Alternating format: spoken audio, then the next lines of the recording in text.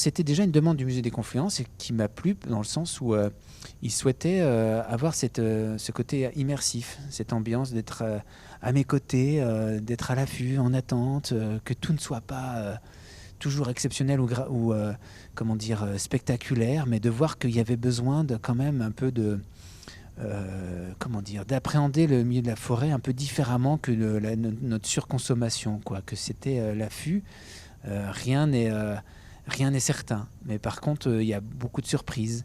Et puis ça permet, je trouve que ce qui est important à notre époque, de prendre le temps, de ralentir, et puis d'enlever nos œillères et d'observer les autres habitants. Je trouve que quand il y a la présence des grands prédateurs jusqu'aux petits insectes, que ce soit la rosalie, eh ben, il y a un tout. Tout est à sa place, quoi. Tout est là.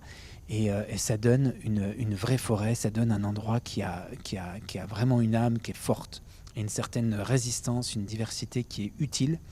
Et ça franchement, je m'en rends compte. Ça change tout. Et le son, j'adore. Dimension sonore, pour moi, c'est important. Donc je pose des micros dans des endroits un peu stratégiques en fonction de ce qui se passe, en fonction des espèces, que je laisse tourner pendant une nuit ou deux.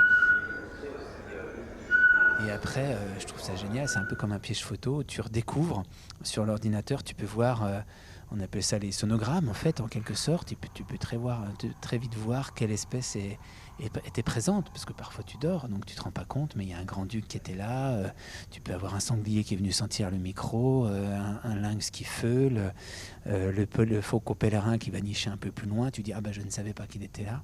Donc le son c'est génial, c'est fabuleux.